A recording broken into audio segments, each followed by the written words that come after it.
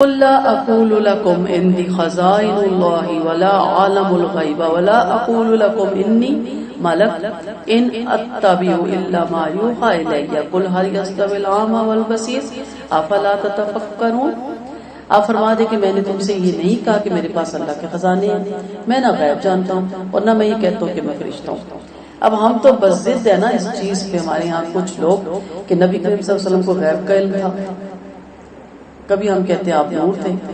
تو آپ دیکھیں گے آیتیں کھلی اس چیز کی تردید کر رہی ہیں کہ خود آپ صلی اللہ علیہ وسلم کی زبان سے اللہ نے کہلوایا کہ کہہ دو کہ نہ میں فرشتہ ہوں، میں تو اس وحی کی پیروی کرتا ہوں جو میرے پاس آتی ہے، یعنی میں خود بھی پیروی کرنے کا پابند ہوں۔ آپ پوچھیں کہ اندر آنکھوں والا دونوں برابر ہو سکتے ہیں، یعنی یہاں سے مراد کیا ہے؟ قرآن جاننے والا اور دین سے دور، دونوں برابر کیسے ہو سکتے ہیں؟ پھر تم غور کیوں نہیں کرتے ہو؟ آپ اس سے انہیں جگائیں جنہیں اس بات کا ڈر ہے کہ وہ اپنے رب کے پاس جمع کیے جائیں گے اور اللہ کے سوا کا کوئی دوست اور سفارشی نہ ہوگا تاکہ گناہوں سے بچتے رہیں۔ آپ انہیں نہ ہٹائیں جو صبح شام آپ اپنے رب کو پکارتے ہیں اور اس کی رضا کے لیے، جو ہر وقت آپ کے ساتھ رہتے ہیں۔ آپ کے ذمہ ان کے حساب میں سے کچھ بھی نہیں ہے اور نہ آپ کے حساب میں ان کے ذمہ کچھ ہے۔ آپ انہیں ہٹائیں، ورنہ آپ اگر انہیں ہٹائیں گے تو آپ ظالموں میں سے ہو جائیں گے۔ اسی طرح ہم نے بعض کو بعض سے آزمایا تھا کہ لوگ کہیں کہ یہی ہے جن پر اللہ نے ہمیں چھوڑ کر احسان فرمایا تھا کہ اللہ شکر گزاروں کو جاننے والا نہیں ہے۔ جب آپ کے پاس وہ آئیں جو ہماری آیتوں پر ایمان لاتے تو آپ ان سے فرمائیں کہ تم پر سلامتی ہو، تمہارے رب نے اپنے اوپر یہ رحمت لکھی کہ تم میں سے جو کوئی نادانی سے برے عمل کر کے توبہ کر لے اور اصلاح کر لے تو اللہ بڑا عطا پوش اور مہربان ہے۔ پہلی چیز کیا ہے کہ نبی کریم صلی اللہ علیہ وسلم سے کہا گیا یہ جو ڈیمانڈ کرتے تھے کہ یہ ہمیں کر کے دکھاؤ، کا میرا یہ کام نہیں ہے، میرا کام وہی پہ خود بھی اتباع کرنا اور لوگوں تک پہنچانا، میں یہاں لوگوں کو اپنی کرامتیں دکھانے نہیں آیا۔ ہم بھی کس کے پیچھے چلتے ہیں؟ جو کرامتیں دکھاتا ہے، جو سمپل قرآن پڑھتا ہے، سمپل قرآن سکھاتا ہے، جس طرح قرآن اللہ کے نبی نے اپنی امت کو بتایا پہنچاتا ہے، وہ ہماری نظر میں کوئی اہمیت نہیں رکھتا۔ ٹھیک ہے، کون اہمیت رکھتا ہے؟ جو کرامات کر کے دکھائے، اولیاء بگاڑ کے، جبے پہن کے دکھائے۔ تو یہ مطلوب نہیں ہے اسلام میں۔ اسلام میں سمپل طریقے سے جس طرح آپ صلی اللہ علیہ وسلم نے پڑھا، نہ کہ آپ چیخے کہ مائک ٹوٹ جائے، نہ کہ آپ مکے مارے تو ٹیبل ٹوٹ جائے، نہ کہ آپ دھاڑے۔ یہ تاریخ جو بیٹا آپ کیا ہاتھوں سے کرتے ہیں، شیطان کرواتا ہے۔ یہ جو سارے کام ہے نا، یہ اسلام میں مطلوب نہیں ہے۔ ٹھیک ہے، اسلام میں ایک سمپل میسج کنوے کر دیں۔ اب ایسے بھی دیکھیں چیخ سے کوئی بات کرے تو وہ سمجھ نہیں آتی، بندہ چپ تو کر جاتا ہے، دب جاتا ہے، بعد میں کہتا ہے بھاڑ میں جاتا۔ یہی کرتے ہیں نا، چیخ کے جو استاد پڑھاتا ہے ہمیں اچھا نہیں لگتا، ماں باپ زیادہ چیخنا کہتے ہیں امی کا کام کیا چیختی رہتی ہے، چیخیں ہمیں پرواہ نہیں۔ آرام سے جو بات کریں الرٹ ہو جاتا ہے، اس کے اندر ایک نرمی کا آنسر بھی موجود ہوتا ہے۔ تو نبی کریم صلی اللہ علیہ وسلم کا یہ کام نہیں، وہی طریقہ اپنا ہے جو نبی کریم صلی اللہ علیہ وسلم کا تھا اور جو انہوں نے اپنی امتوں تک یہ اسلام کو پہنچایا۔ دوسری چیز کیا بتائی گئی کہ قرآن جاننے والا اور نہ جاننے والا برابر نہیں ہے۔ آپ ہی دیکھ لیں کہ پڑھے لکھے اور ان پڑھ کا آپ کے لیے برابر نہیں۔ پڑھے لکھے کو آپ پسند کرتے ہیں، اگر بیٹی کا رشتہ دینا ہے یا بیٹے کا کرنا ہے یا بہن بھائی کا کرنا ہے، آپ کہتے ہیں کچھ تو پڑھا لکھا ہو نا، کوئی تو ایجوکیشن ہونا۔ اب چٹے ان پڑھ کو تو میں نہیں دے سکتی، اس کو کیا سمجھ ہوگی۔ اللہ کے نزدیک بھی قرآن پڑھا ہوا اور نہ پڑھا ہوا برابر نہیں ہے۔ اللہ بھی کن کو دوست رکھتا ہے، کن کو پسند کرتا ہے، کن کا ولی ہوتا ہے، جو قرآن سیکھتے ہیں۔ اب آپ کہیں گے میں قرآن بار بار کیوں کہہ رہی ہوں؟ کیونکہ اگلی آیت ہے وَأَنذِرْ بِهِ، اس کے ساتھ خبردار کر۔ کس کے ساتھ؟ قرآن کے ساتھ۔ ہی کی ضمیر نبی کریم صلی اللہ علیہ وسلم نے خود بتایا، اور پھر بعد میں اسلاف میں بھی یہی تفسیر چلی آتی ہے کہ اس قرآن کے ساتھ لوگوں کو سمجھائیں، نہ کہ قصیدے سنائیں، حکایات سنائیں اور عجیب عجیب قسم کی باتیں بتائیں جو مافوق الفطرت ہو، جس پہ میں پوری نہ اتر سکوں اور میں کہوں وہ کہاں اور میں کہاں۔ پھر یہی ہوتا ہے نا، اب میں تو ایک ٹانگ پہ کھڑے ہو کے 10 سال تک راول ڈیم میں نہیں کھڑی ہو سکتی پانی کے اندر، میرے سے ویسی رات آئے گی تو ویسی ڈر جوگی، اور آپ 10 منٹ تک ایک ٹانگ پہ نہیں کھڑی ہو سکتی، 10 سال تک کیسے کوئی کھڑا ہو گیا، اور وہ بھی پانی کے اندر، اور وہ بھی گردن تک ڈوبا ہوا۔ کوئی تک بنتی ہے، جوکے آ کے لگ جاتی، کیڑے آ کے چپٹ جاتے ہیں۔ پھر میری اتنی کرامت کو میرے پاس بھی نہیں آتے، چلے پانی گلا کے رکھ دیتا ہے۔ تو اس طرح کی کہانیاں اور قصیدے یہ اسلام میں پسندیدہ نہیں ہے، ان سے بچیں۔ سمپل زندگی ہے جس طرح میرے نبی کی زندگی تھی۔ کون اس سے خبردار ہوگا؟ ان یبشروا الی ربہم، وہ اس سے محفوظ ہو جائے گا جو اپنے رب کے سامنے کھڑے ہونے سے ڈرتا ہے۔ پھر تیسری چیز اس میں ہم نے دیکھی کہ کفار مکہ نے، سرداران قریش نے کہا یہ تمہارے ان کے جو غریب مسکین اور حقیر ان کے نظروں میں ذلیل. ہمارے یہاں گالی سمجھا جاتا ہے نا, ذلیل ہوتا ہے جس کا کوئی زور نہ چلتا ہو. ان کو اپنے پاس سے ہٹا لو. کون تھے؟ حضرت بلال تھے, حضرت عمار تھے, حضرت صہیب تھے. زیادہ غلاموں نے اسلام قبول کیا تھا, غربا نے اسلام قبول کیا تھا. تو کہا ان کو ہٹاؤ تو ہم تمہاری بات سنیں گے. تو بظاہر آتا ہے کہ چلو تھوڑا سائڈ مار, جو بڑا ٹاپ کا بندہ آ رہا ہے. لیکن اللہ نے کہا نہیں, مجھے یہ پسند نہیں, مجھے وہ پسند ہے جو میرے لیے آ رہا ہے, مجھے وہ نہیں پسند جو تکبر لے کے آ رہا ہے. تو یہاں پہ کہا کہ نہیں, آپ ان کو اپنے پاس سے دور نہیں کریں گے, یہ میری محبت میں آپ کے پاس آ کے بیٹھے ہیں. اور یہی دیکھیں سب سے پہلے آپ صلی اللہ علیہ وسلم کے حواری تھے. تو کہا اگر آپ ان کی بات مانتے ہیں, ان کو سنا کے ہماری ان کی امت کو سمجھایا جا رہا ہے کہ اگر آپ یہ فرق کرتے ہیں کہ دین کے معاملے میں یہ عمرہ کی زیادہ عزت ہے, امیروں کی زیادہ چاپلوسی ہے, امیروں کے ساتھ زیادہ آپ محبت سے پیش آتے ہیں, تو پھر آپ نبی کریم صلی اللہ علیہ وسلم کی امتی کہلانے کے قابل نہیں ہیں. اگر آپ بھی اسی طرح کا فرق کرتے ہیں, کیونکہ یہ کن جگہ کیا جاتا ہے؟ ان جگہ جہاں اپنی گدی سنبھالنی ہے, اپنی چڑھاووں کی خواہش ہوتی ہے. تو میں بڑی تحقیق کرتی ہوں, جاتی بھی رہتی ہوں ان چیزوں کو دیکھنے کے لیے. تو امیروں کے لیے اندر روسٹ پکتے ہیں, مرغے پکتے ہیں, پلاؤ پکتے ہیں, اور غریب مرید ہے نا جو بات, ان کے لیے دال لنگر بڑا بابرکت ہے. اور میں اس پیچھے ایک زیارت کا لنگر دیکھ رہی تھی, سیڑھی اتار کے بیچ میں اترا ہوا تھا, اور بیچ میں سے ڈول بھر بھر کے جی بڑا بابرکت لنگر ہے, اور وہ پکتا ہی رہتا. اور وہ اتنی بڑی ہانڈی ہے, میرے کمرے سے بڑی ہانڈی ہے. لیکن فرق ہے, امیر بندے وہاں سے نہیں کھائیں گے. مولانا محمد جو ہمارے وحید الدین رحمۃ اللہ علیہ نے اپنا ایک واقعہ پیش کیا کہ میں ہندوؤں کے تہوار میں گیا, انہوں نے انوائٹ کیا, میں نے بھی لیکچر دیا, شرک کیا ہے. تو میں نے کہا جو گنگا میں سارے نہا رہے ہیں, آپ کبھی نہائے؟ انہوں نے کہا اتنی گندی جگہ پہ ہم نہائے, کوئی نہیں نہاتا. ادھر ہمارے جیسے لوگ جوڑوں میں جا کے نہاتے ہیں, پانی پا بھر کر ان سے مینڈک گزر رہے ہوتے ہیں اور پی لیتے ہیں. تو اس لیے کہا گیا کہ یہ نہیں ہے اسلام میں مطلوب.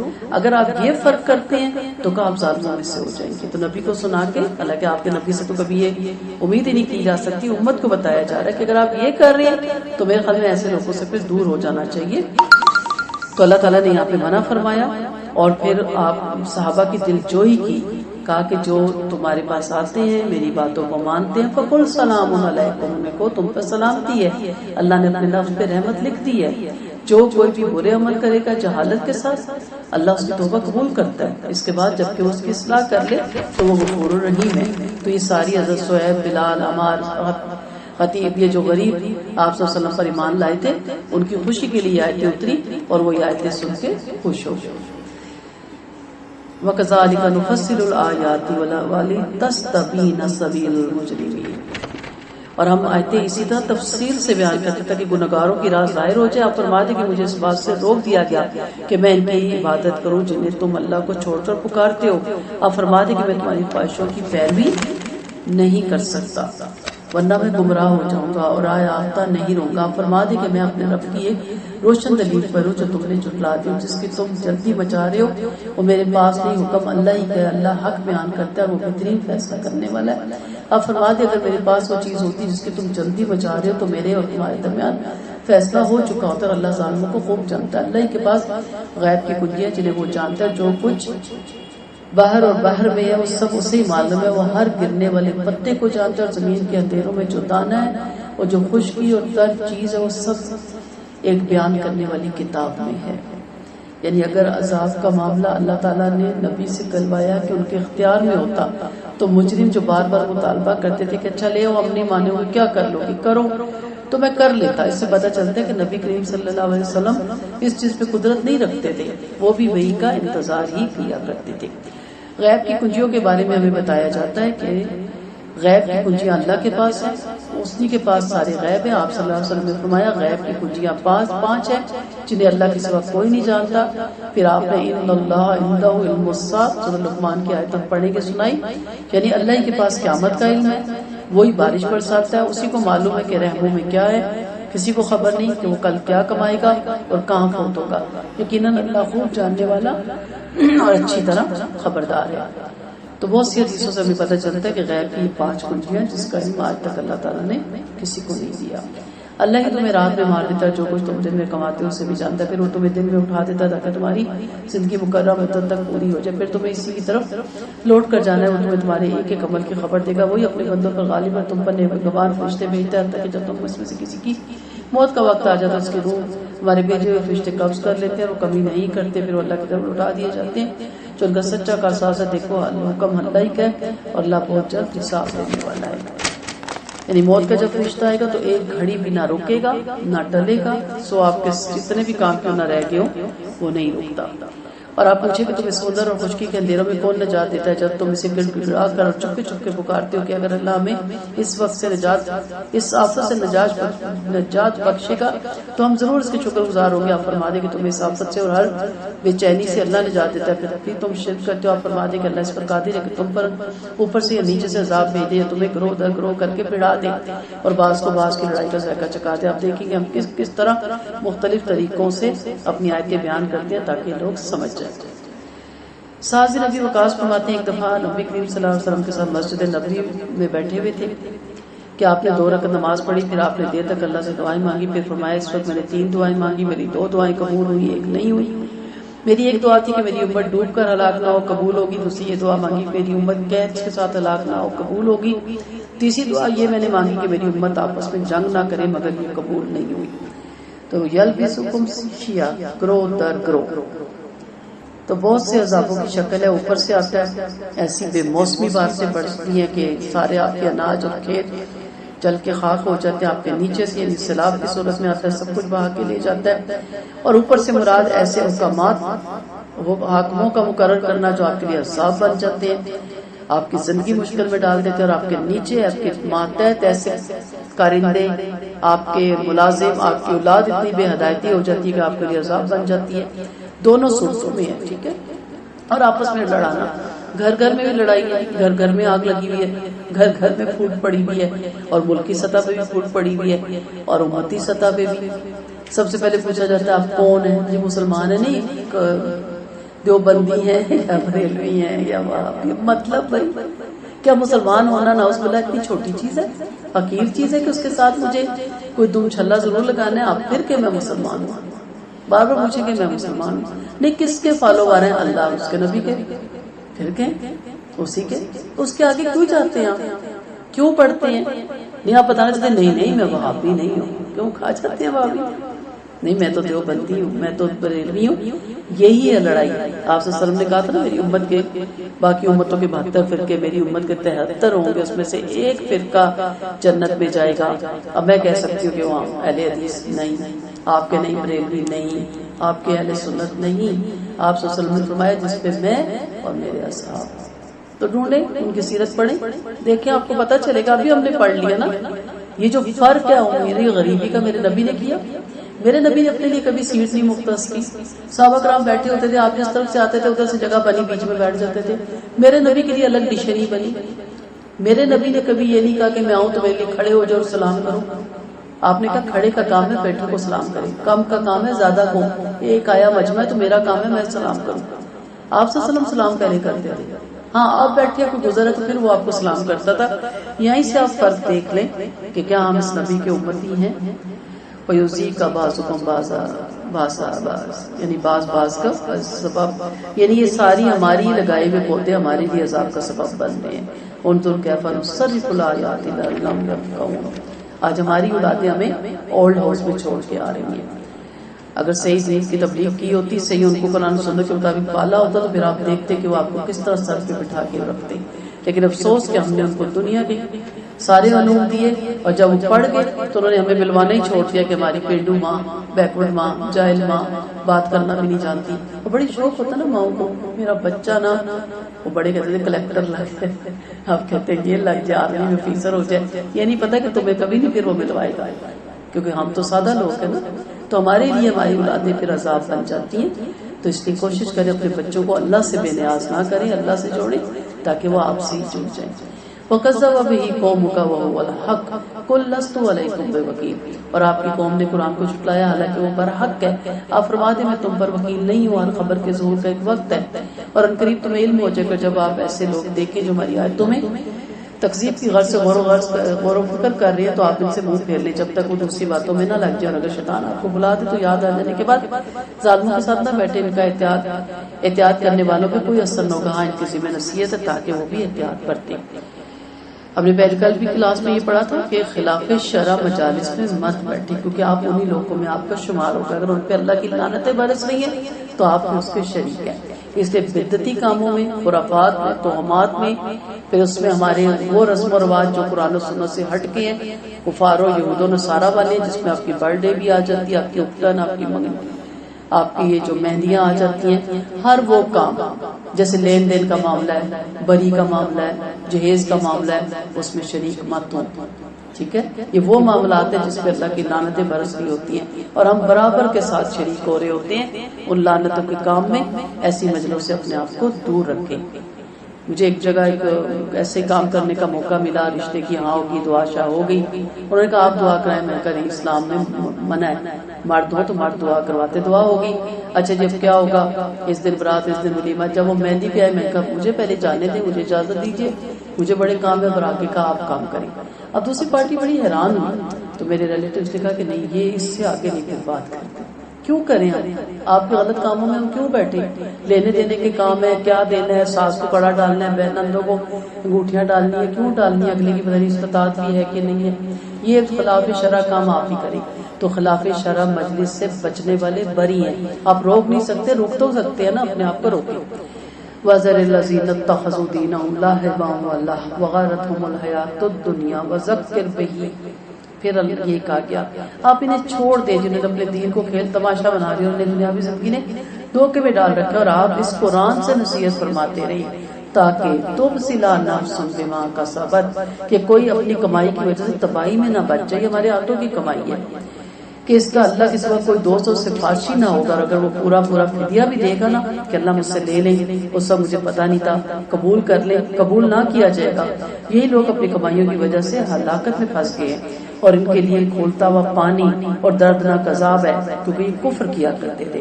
تو خلاف شرع کاموں سے رکیں اور لوگوں کو بھی روکیں. اگر وہ نہیں رکتے آپ سائٹ ماریں کیونکہ اس کا بڑا سخت عذاب ہے.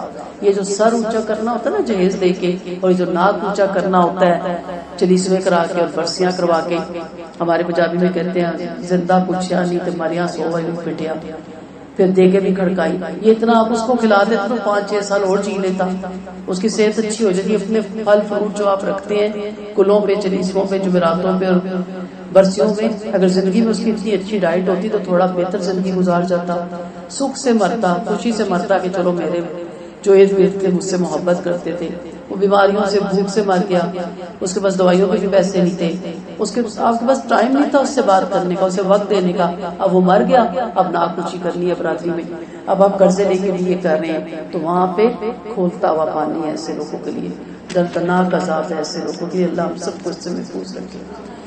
آپ پوچھیں کہ ہم اللہ کو چھوڑ کر ایسوں کو پکاریں جو ہمیں نہ نفع پہنچائے نہ نقصان؟ کیا ہم اپنے ایڑیوں کے بل لٹا دیے جائیں گے جب اللہ ہمیں ہدایت سے دستیاب فرما چکا ہو، اس کی طرف جسے شیطان نے کسی جگہ بے راہ کر دیا ہو اور وہ ادھر ادھر بھٹک رہا ہو اور اس کے دوستوں سے ہدایت کی طرف بلا رہے ہوں کہ ہمارے پاس آ جا. آپ فرما دیں کہ اللہ کی ہدایت ہمیں حکم ہے کہ ہم رب العالمین کے فرما بردار بن کر رہیں. اور یہ حکم ہے کہ تم پابندی سے نماز پڑھتے رہو، اللہ سے ڈرتے رہو.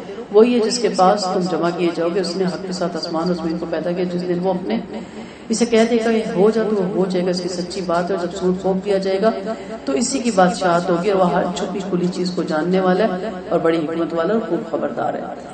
ہم مانتے ہیں کہ آج بھی بادشاہت اسی کی ہے، اللہ ہی بادشاہ ہے، وہی کارساز ہے. کافر اس دن دیکھیں گے کہ یہ بادشاہت اسی کی ہے. اگر یہاں پہ اس نے عارضی طور پہ کسی کو بادشاہ بنایا بھی ہے تو اس کا بڑا امتحان ہے، اس کی بڑی پکڑ ہے. تو اللہ ہی بادشاہ ہے اب بھی اور اس وقت بھی. اور آپ یہ حدیث پڑھ چکے ہیں کہ اللہ تعالیٰ پھر کہیں گے کہاں ہے زمین کے متکبر، کہاں ہے زمین کے بادشاہ. اور جب ابراہیم نے اپنے باپ آزر سے کہا آپ بتوں کی معبود بناتے ہیں، اسے پتہ چلتا ہے اولاد والدین کو، چھوٹے بڑوں کو تبلیغ کر سکتے ہیں، لیکن اس کے لیے حکمت ادب اور احترام کو لحاظ رکھنا ہے، ان کی عمر کا، اور سلیقے سے بات کرنی ہے، نہ کہ چڑھ دوڑنا ہے. آپ بتوں کو معبود بناتے ہیں. اب آپ کو پتا کہ آزر بت تراشتا، خدا بناتا تھا اور بیچتا تھا، اور حضرت ابراہیم کو کہتا تھا کہ ریڑھی پہ رکھ کے لے کے جاؤ اور آواز لگاؤ. اور ابراہیم علیہ السلام کیا کہتے تھے، آؤ اپنے خدا خرید لو جن تمہیں نہ نفع دے نہ نقصان دے. پھر ان کو شکایتیں آتی تھیں، پھر ان کو ڈانٹ پڑتی تھی، ان کو مار بھی کھانی پڑتی تھی. اب وہ سوال کر رہے ہیں آپ بتوں کو معبود بناتے ہیں، بلا شبہ میں آپ کو اور آپ کی قوم کو کھلی گمراہی میں دیکھ رہا ہوں. اسی طرح ہم ابراہیم کو آسمان و زمین کی بادشاہ دکھلاتے ہیں تاکہ وہ یقین لانے والوں میں سے ہو جائے. پھر جب ان پر رات کی تاریخیں چھاگی تو وہ تاریخیں دیکھ کر بولے میرا رب یہ ہے. پھر جب وہ غروب ہو گیا تو فرمایا میں غروب ہونے والے کو پسند نہیں کرتا.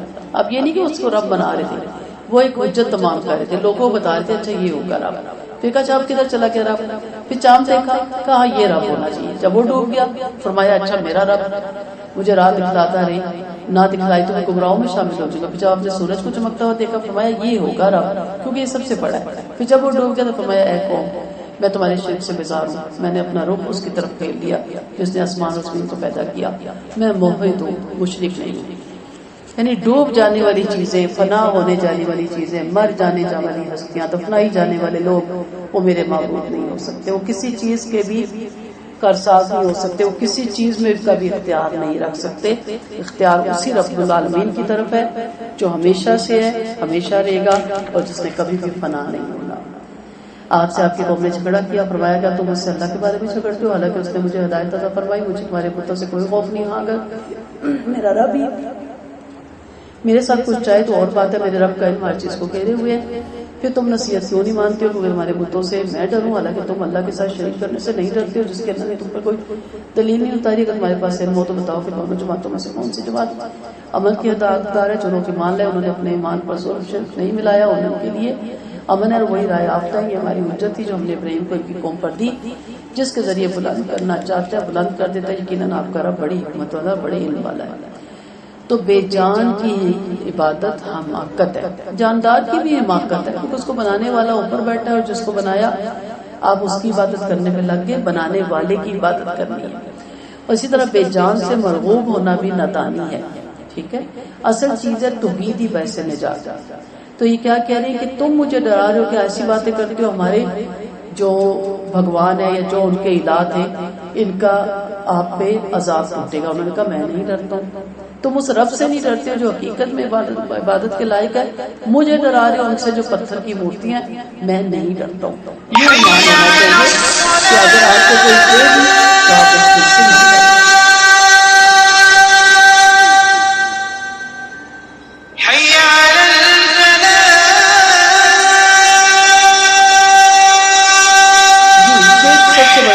عبداللہ رضی اللہ عنہ فرماتے جب یہ آیت ہوتی تو صحابہ کرام کو بڑا بھاری معلوم ہوا. پوچھا یا رسول اللہ ایسا کون ہے جو گناہوں سے بچا ہو؟ آپ نے فرمایا مطلب یہ ہے کہ جو میں تمہیں سمجھانا چاہتا ہوں کہ تم نے اللہ کے نیک بندے لقمان کا قول نہیں سنا, ان الشرک ظلم عظیم, یعنی ہر ایک بندے سے گناہ ظلم ہو جاتا ہے. یہاں سے مراد کیا ہے؟ شرک. اگر آپ شرک سے بچیں, اس میں کسی کی آزمائش نہ کریں تو انشاءاللہ اللہ تعالیٰ معاف فرماتا ہے اور درگزر کرتا ہے. آپ صلی اللہ علیہ وسلم کا فرمان ہے جو نعمتوں پہ شکر, تنگی پہ صبر, گناہوں پہ استغفار اور ظلم اور زیادتی کو معاف کرتا رہا پھر آپ خاموش ہو گئے. لوگوں نے کہا یا رسول اللہ اس کے لیے کیا ہے؟ فرمایا ایسے لوگ امن اور ہدایت والے ہیں. اور ہم نے انہیں اسحاق اور یعقوب عطا کیا, پھر ہر ایک کو ہدایت دی, اور اس سے پہلے ہم نے نوح کو ہدایت دی تھی, اور ان کی اولاد میں سے داؤد کو, سلیمان کو, ایوب کو, یوسف کو, موسیٰ کو اور ہارون کو ہدایت دیا. مخلصوں کو اسی طرح بدلا دیتے, اور زکریا کو, یحییٰ کو, عیسیٰ کو اور الیاس کو, یونس کو, لوط کو بھی ہم نے ہر ایک کو دنیا والوں کو فضیلت دی. اور ان کے بعض باپوں کو, ان کی بعض اولادوں کو, اور ان کے بعض بھائیوں کو بھی ہم نے انہیں چن لیا اور انہیں سیدھی راہ پر ڈال دیا. یہ اللہ کی ہدایت ہے, وہ اپنے بندوں میں سے جسے چاہے ہدایت سے نوازے, اور کوئی شرک کرے تو ان کے سارے عمل برباد ہو جاتے ہیں. انہیں کو ہم نے کتاب حکمت اور نبوت دی, اور وہی نبوت کی ناشکری کریں گے تو ہم اسے ایسی قوم کو سونپ دیں گے جو ان کی ناشکری کرنے والی نہ ہوگی. ان کو اللہ نے ہدایت دی, آپ ان کی ہدایت کی پیروی کریں. آپ فرما دیں کہ ہم تبلیغ پر تم سے مزدوری نہیں مانگتے, قرآن تو جہان والوں کے لیے نصیحت ہے. وما قدر اللہ حق قدرہ اذ قالوا ما انزل اللہ علی بشر من شیء. لوگوں نے اللہ کی قدر کا حق ادا نہیں کیا جبکہ انہوں نے یہ کہہ دیا کہ اللہ نے کسی انسان پر کچھ نہیں اتارا. آپ پوچھیں کہ کس نے وہ کتاب اتاری جس سے موسیٰ لے کر آئے تھے جو لوگوں کے لیے روشنی اور ہدایت ہے؟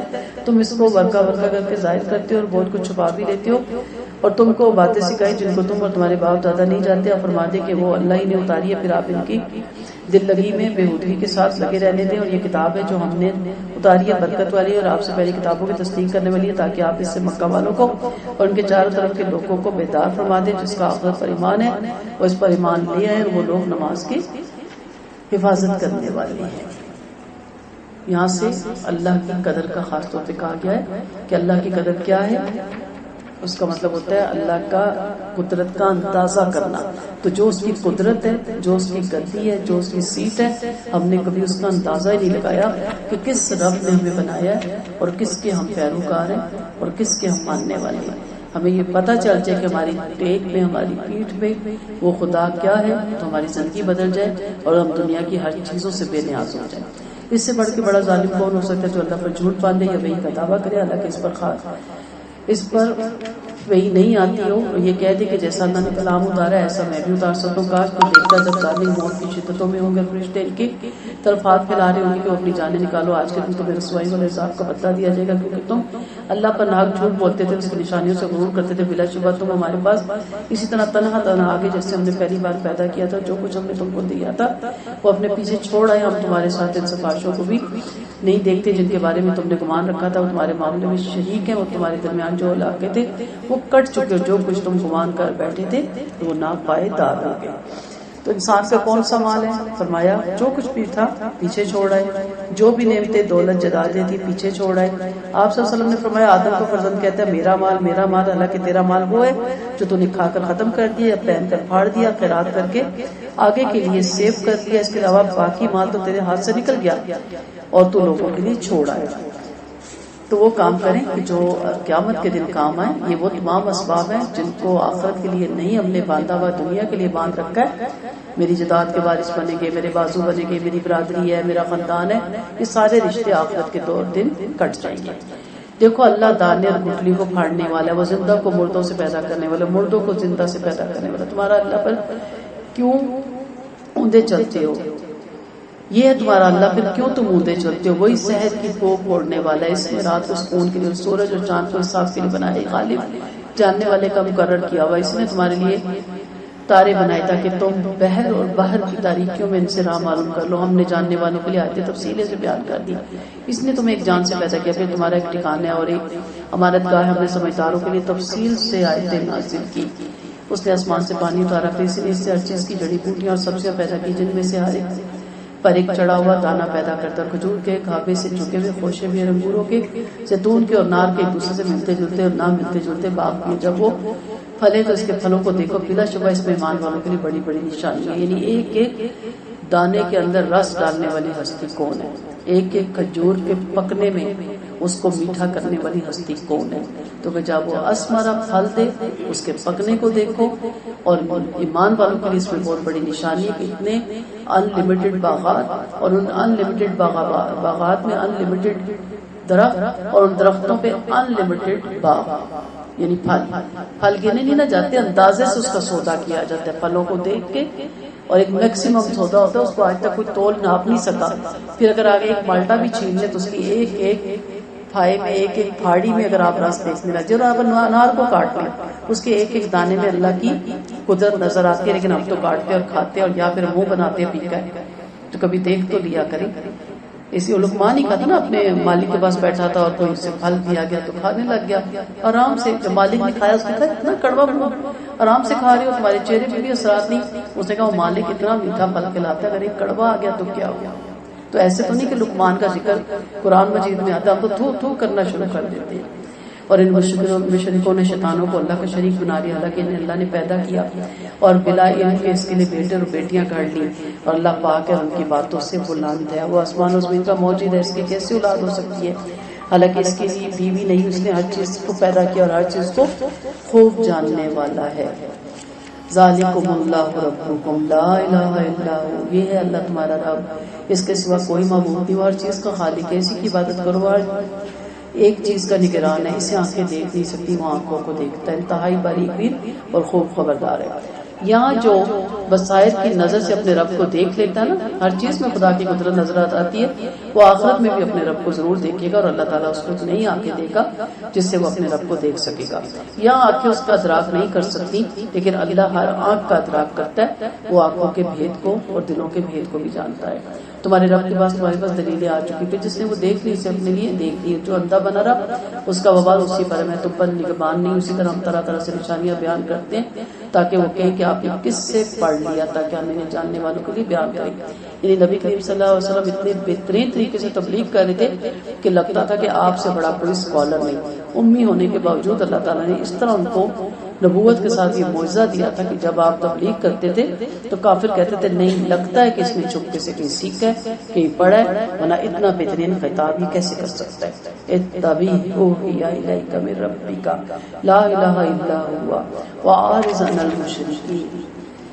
آپ اس وحی کی پیروی کریں جو آپ پر آپ کے رب کی طرف سے آئی ہے جس کے سوا کوئی حقدار عبادت نہیں. مشرکوں سے اعراض کرے اگر اللہ کو منظور ہوتا تو شرک نہ کرتے. ہم نے آپ کو ان پر نگہبان نہیں بنایا, آپ ان پر حاکم نہیں ہیں. ولا تسبوا الذین یدعون من دون اللہ وَيَسُبُّ اللَّهَ عَدُوٌّ بِغَيْرِ الْعِلْمِ. یہاں آپ کی ایک اور آپ کو تہذیب سکھائی جا رہی ہے. مشرکوں کے الہوں کو برا نہ ہو جن کی وہ اللہ کو چھوڑ کر پرستش کرتے ہیں, ورنہ یہ اللہ کو بلا علم کے دشمنوں کو علم کے دشمن سے گالیاں دینے لگیں گے.